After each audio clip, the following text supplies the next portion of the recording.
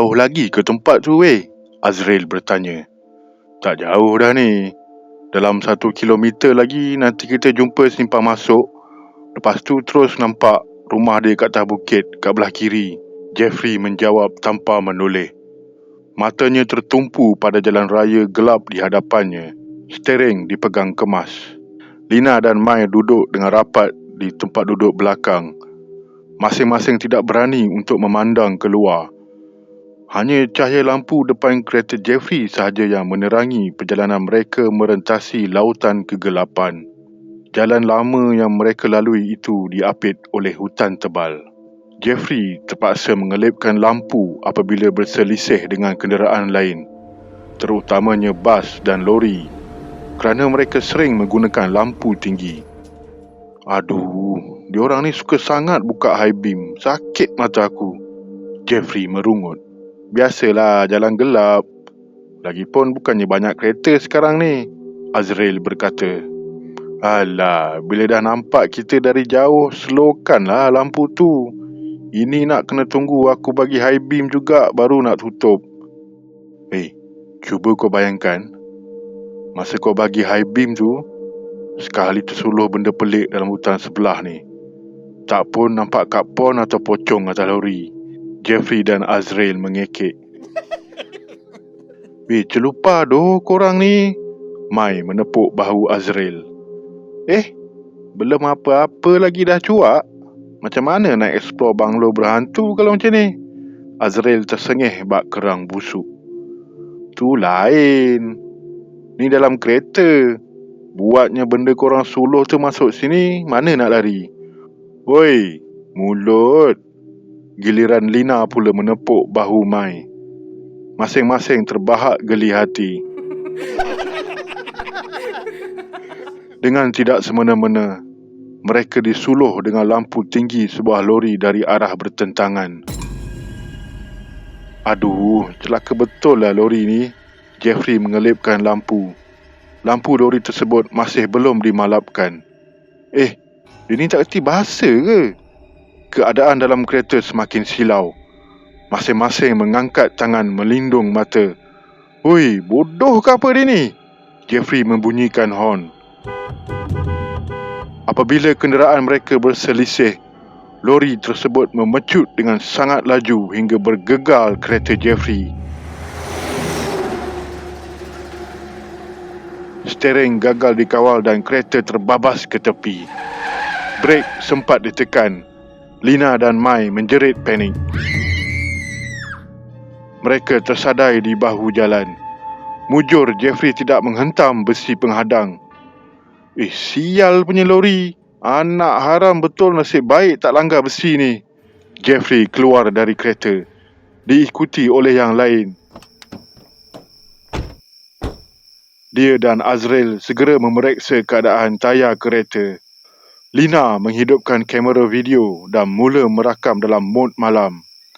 Okay guys, tadi masa kita orang on the way pergi banglo tu, kita orang terbabas sebab ada lori dari arah depan buka high beam. Lepas tu dia bawa laju gila. Bila selisih dengan kereta, kita orang rasa macam kena tiup ribut. Dia melaporkan untuk penonton-penonton saluran YouTube mereka nanti. Sikit lagi nak kena besi penghadang ni. Lina mengalihkan kamera ke arah besi penghadang. Macam mana dia dapat lesen? Kita orang dah bagi highlight dengan horn pun dia... Lidah Lina kelu apabila dia terperasan ada objek putih di atas dahan pokok berhampiran. Pada mulanya, dia sangkakan ranting atau daun yang membalikkan cahaya inframerah dari kameranya. Berderau darah sebaik sahaja dia ternampak ikatan kain seperti tocang di bahagian atas objek tersebut. Dia mengalihkan pandangan ke dalam skrin kamera, kemudian kembali pada pokok. Objek tersebut sudah tiada. Korang, aku rasa aku nampak... Nampak apa? Mai merapati rakannya. Tadi kat atas tu, aku rasa aku nampak... Tu banglo dia kat atas bukit. Dah nak sampai dah. Mai menempik teruja. Lah, dah dekat rupanya dengan simpang. Azrael menyuluh simpang yang berada beberapa meter di hadapan kereta. Lina menelan air liur dan mematikan kamera. Merinding-rinding seluruh tubuhnya. Walaupun dia datang dengan niat untuk mencari bukti kejadian paranormal dan mistik. Namun, apabila sudah muncul di depan mata, perasaannya langsung tidak sama dengan apa yang dia jangkakan. Lina terdiam 1000 bahasa.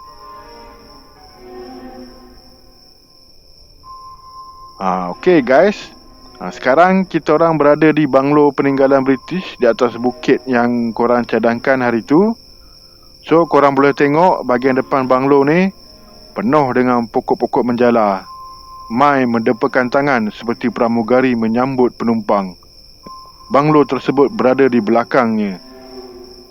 Lina dan Azrael merakam Mai. Kalau ikut sejarah, pegawai British dan isterinya yang tinggal di sini dulu telah dibunuh kejam oleh tentera Jepun dan mayat diorang dicampak ke dalam perigi di bahagian belakang banglo. Kita orang akan siasat perigi yang dimaksudkan tu nanti. Lina menumpukan perhatian pada skrin kameranya. Dia mencondongkan kamera ke atas untuk merakam banglo yang tersergam di belakang Mai. Rakannya kelihatan sangat kerdil. Di salah satu tingkap di tingkat 2, satu lembaga putih tiba-tiba muncul dari bawah bingkai tingkap. Kali ini ia kelihatan lebih jelas. Tocang kain yang diikat di atas kepala jatuh menutup separuh mukanya yang hitam legam. Ia berdiri tegak tetapi tubuhnya bergoyang-goyang seperti pokok ditiup angin. Kedua lengannya yang dibungkus seolah-olah bergelut untuk melepaskan diri dari kain. Lidah Lina kelu. Kedua kakinya terpaku pada lantai. Lina? Mai memanggil. Lina? Hah? Lina tersentak apabila lengannya diramas. Kau okey tak ni? Aku rasa aku nampak... Berat mulutnya untuk menyebut pocong. Aku nampak lembaga putih kat tingkap tu. Rakan-rakannya teruja. Hah? Dia betul? Dapat rakam tak? Azrael mencapai skrin kamera Lina. Kejap, Lina mengundur semula rakaman tersebut. Mata masing-masing melekat pada skrin kamera. Lepas Mai buat intro tadi, aku shoot tingkat 2. Kejap lagi dia muncul kat tingkap ni. Namun, tingkap tersebut tetap kosong hingga hujung rakaman. Mana? Tak ada pun. Azrael bertanya. Apa pasal tak ada pula? Tadi aku tengok memang jelas benda putih tu ada kat sini. Kau nampak pocong ke? Meremang bulu roma di belakang tengkuk dan lengan masing-masing mendengar Azrael menyebut nama lembaga tersebut. Lina mengangguk perlahan. Dia tengah main-main ni. Saja nak takutkan kita. Jom masuk. Jeffrey menolak pintu utama banglo. Ia berkeriut dengan kuat memecah kesunyian malam. Mereka menjelajah dan menyelidik setiap bilik dalam banglo tersebut. Namun mereka tidak menemui apa-apa. Langsung tiada rakaman visual ataupun audio yang diperolehi. Tiba masanya mereka memeriksa di bahagian belakang banglo, terutamanya perigi yang dikatakan menjadi tempat pembuangan mayat mangsa kekejaman tentera Jepun. Keliling perigi tersebut ditumbuhi semak samun. Begitu juga dengan bahagian dalamnya. Setelah hampir setengah jam mereka berada di situ, masih belum ada apa-apa penampakan atau kedengaran suara-suara aneh seperti yang diwar-warkan di media sosial. Aku rasa kita kena buat uji nyali ni. Kalau duduk seorang-seorang, aku rasa baru dia muncul. Jeffrey memberi cadangan. Serta-merta perut dan dada Lina menjadi sejuk. Lina, disebabkan kau seorang je nampak lembaga tu tadi, aku cadangkan kau start dulu, okey? Lina sudah dapat mengagak yang dia akan menjadi mangsa pada malam itu. Dia ingin memberontak, tetapi demi penonton saluran YouTube mereka, dia telankan sahaja. Lagipun mereka memerlukan rakaman bukti untuk siasatan kali ini. Sudah beberapa kali penonton mereka merungut di ruangan komen yang video penyiasatan paranormal mereka sangat hambar. Korang jangan duduk jauh-jauh pula. Lina duduk bersila membelakangi perigi. Kita orang tunggu kat depan banglo. Azrael menghulurkan sebuah walkie-talkie. 2 buah kamera diletakkan di atas tripod, masing-masing menghala ke arah perigi. Sebuah lagi kamera berada dengan Lina. Setelah rakan-rakannya meninggalkan kawasan tersebut, Lina mula merakam. Sekarang tinggal aku seorang je dekat kawasan perigi ni untuk sesi uji nyali. Yang lain semua tunggu kat depan banglo. Walaupun kita orang masih belum dapat rakaman lembaga-lembaga ataupun suara yang selalu orang cerita, tapi perasaan berada di sini sangat menyeramkan. Dari mula kita orang masuk banglo tadi sampai sekarang, bulu roma ni tak berhenti-berhenti meremang. Keadaan hutan tebal yang sangat gelap jauh di belakang perigi menimbulkan rasa kurang senang. Lina membuang jauh-jauh bayangan pegawai British dan isterinya dipancung tentera Jepun yang tiba-tiba muncul dalam kepalanya. Kepada penonton-penonton yang belum subscribe channel kita orang, bolehlah tekan butang merah kat bawah, tekan loceng sekali untuk notification video-video baru. Lepas tu share, okey? Dia menyambung bercakap dengan kamera untuk hilangkan rasa takut.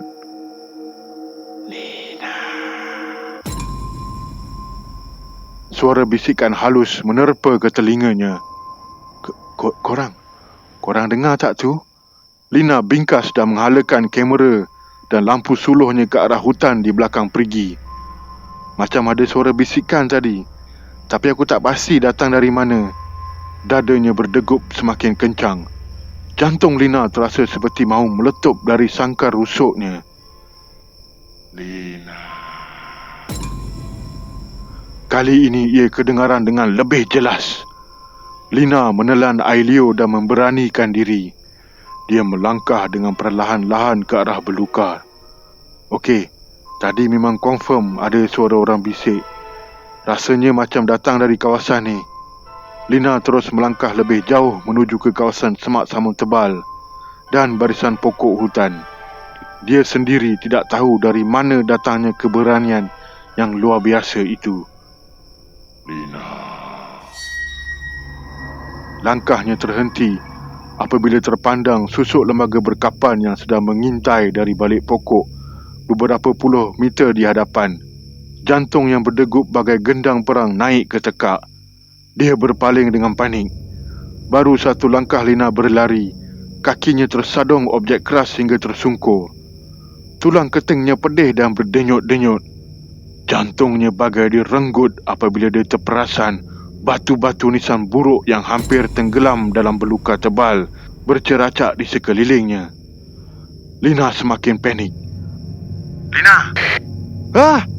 Lina hampir terkena serangan jantung mendengar suara Azrael di walkie-talkie. Macam mana? Ada nampak apa-apa tak? Weh, aku kena kacau pocong kat belakang ni. Lepas tu korang tahu tak kat sini ada kubur lama?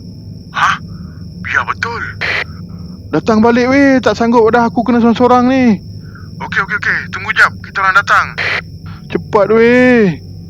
Lina bergegas semula ke perigi. Lina.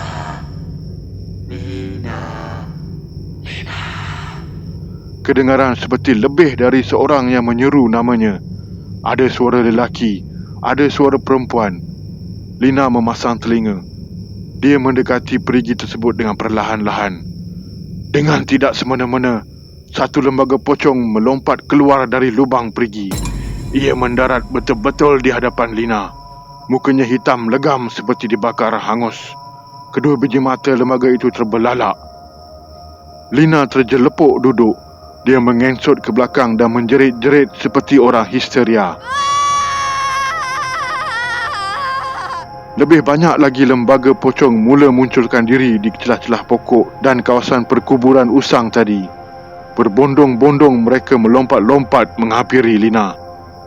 Gadis itu semakin tidak keruan. Sukar untuk dia memproses apa yang sedang berlaku. Dia bingkas dan terus mengangkat kaki seraya menempik-nempik ke dalam walkie-talkie. Korang kat mana? Lina mengesak. Kita orang kat kereta. Dia memecut masuk ke banglo dan terus keluar menerusi pintu depan. Lina menggagahkan diri dan memecut meninggalkan banglo. Dia berpaling untuk kali terakhir. Seluruh tubuhnya terasa lembik. Berpuluh-puluh lembaga pocong berdiri di atas bumbung, di tingkap dan halaman banglo. Ada juga lembaga-lembaga yang tidak berkepala melambai-lambai seperti mengucap selamat jalan pada Lina. Dia menjerit semakin nyaring dan memecut ke simpang jalan. Lina terus berlari hingga sampai ke tempat mereka terbabas tadi. Bahagian depan kereta Jeffrey hampir hancur kerana telah merempuh besi penghadang dan menghentam sebatang pokok sebesar 2 pemeluk orang dewasa.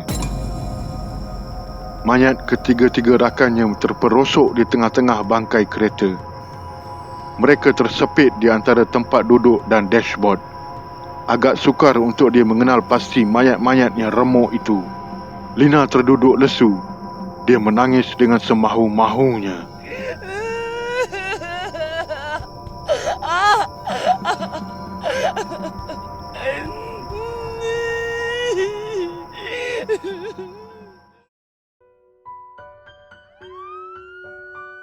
Panjang umur budak ni. Seorang anggota kecemasan membalut luka di dahi Lina. Yang lain teruk kena. Nasib baik dia tercampak keluar.